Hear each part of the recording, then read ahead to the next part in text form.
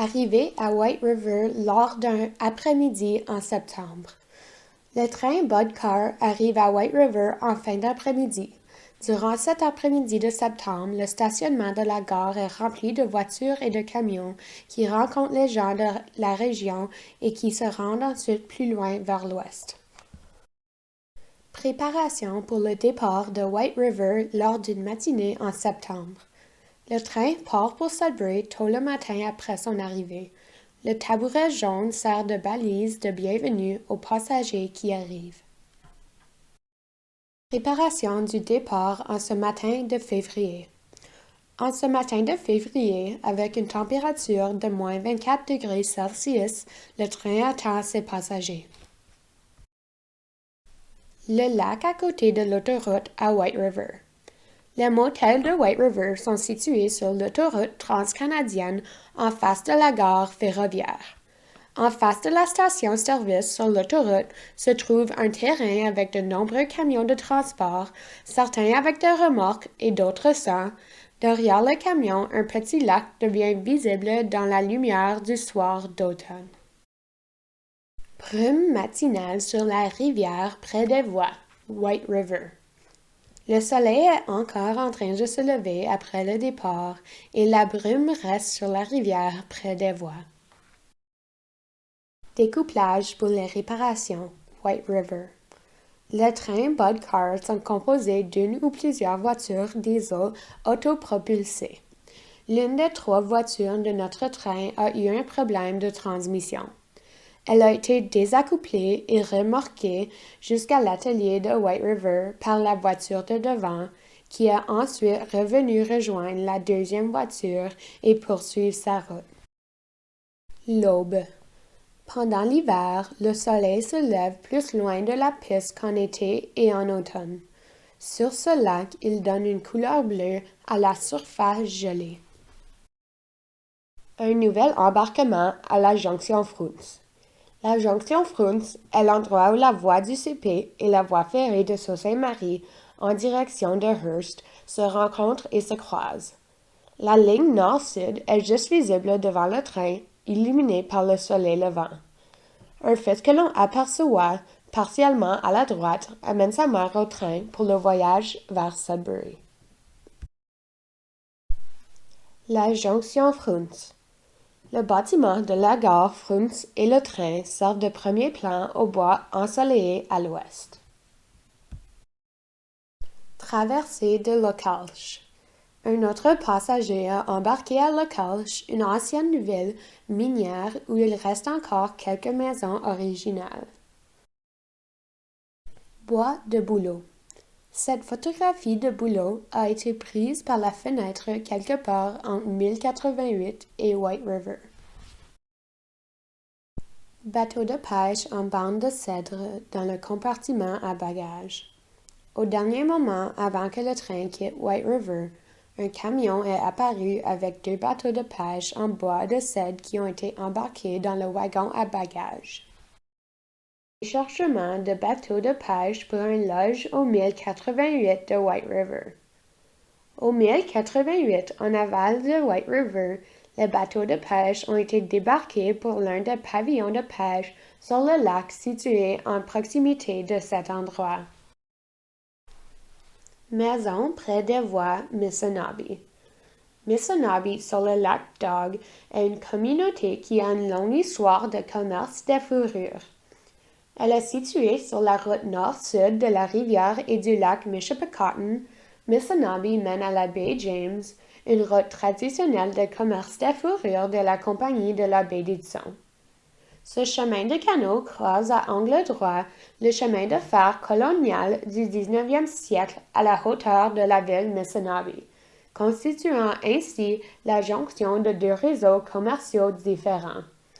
Voici une maison habitée près de la voie ferrée, mais il y a aussi d'inhabités, y compris l'ancien magasin CBH.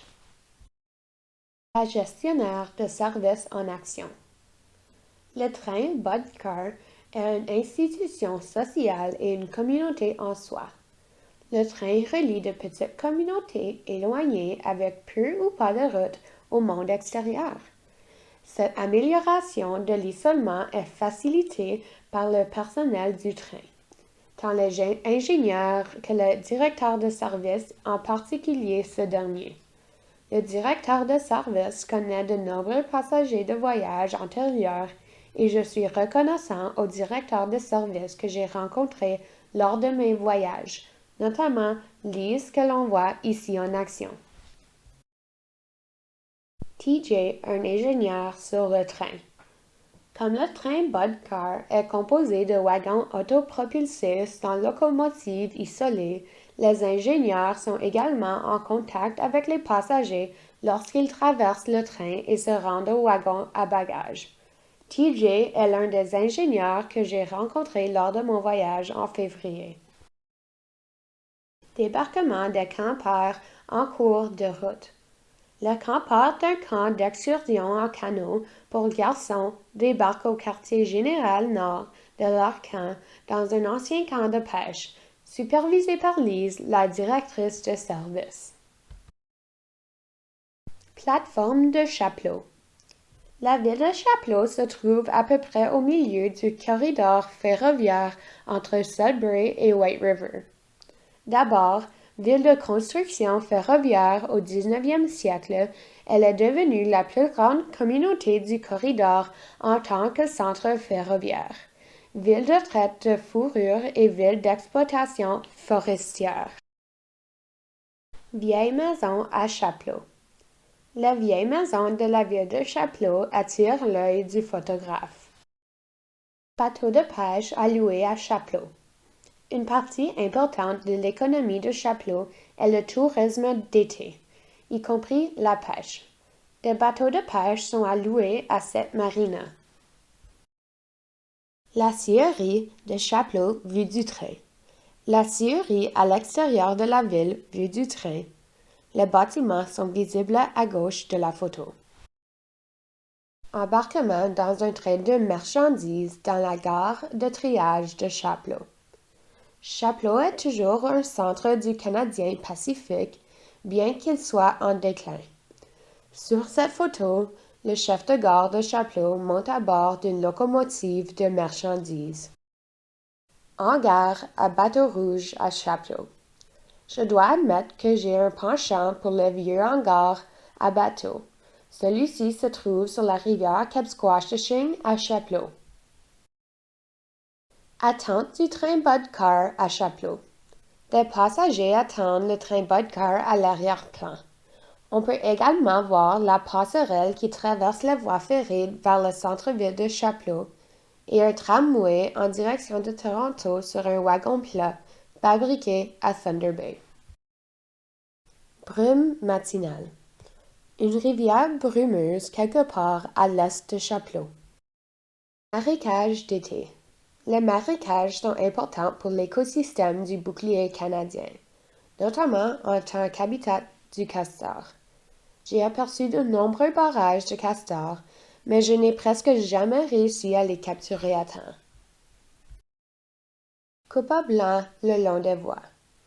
L'exploitation forestière au long de la ligne de chemin de fer a été un élément clé de l'économie des communautés qui l'abordent, et est la raison de l'existence de beaucoup d'entre elles, ainsi que la disparition de certaines d'entre elles après le départ des usines.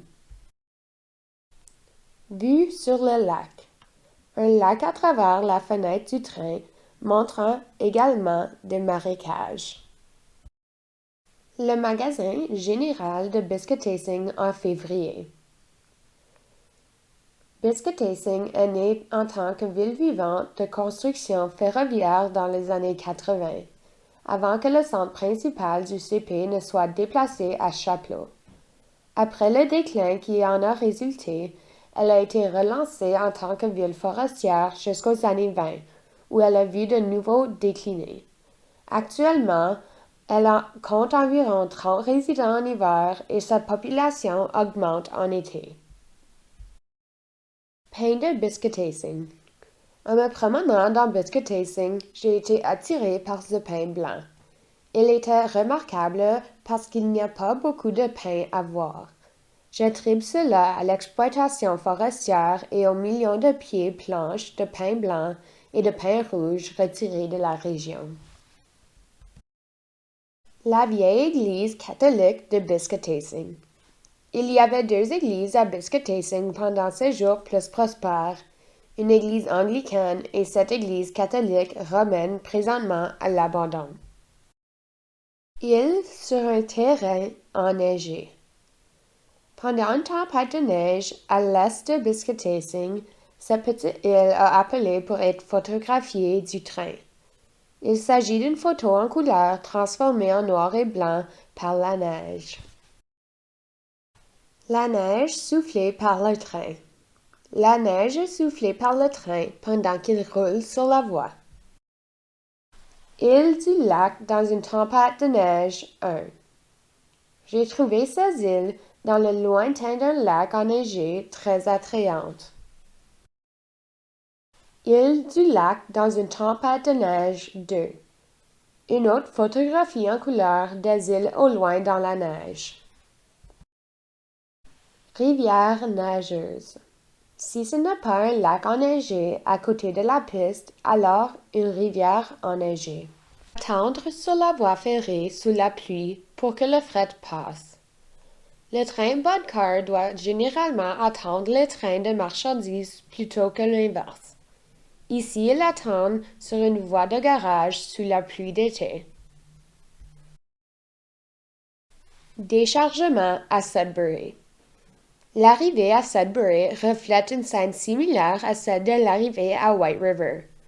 Des camions et des voitures attendent dans le stationnement les passagers et leurs bagages. Certains arrivants transportent des contenants de poissons provenant des lacs du Nord.